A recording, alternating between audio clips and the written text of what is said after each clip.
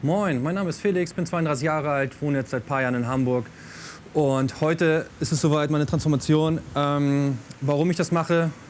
Ich möchte einfach mich wieder besser fühlen, selbstbewusster. Und wenn ich aus dem Wasser komme, soll meine erste Bewegung nicht gleich durch die Haare gehen. Und ja, wenn ihr Lust darauf habt, kommt mit.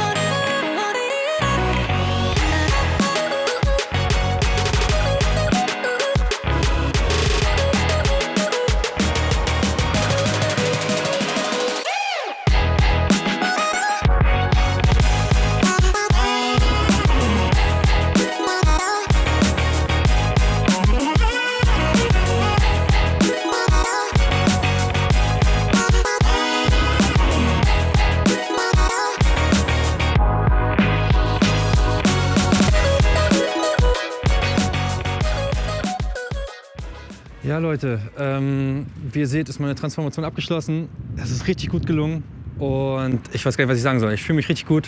Wenn ihr Bock habt, auch mehr davon zu sehen, abonniert den Kanal. Ciao, euer Felix.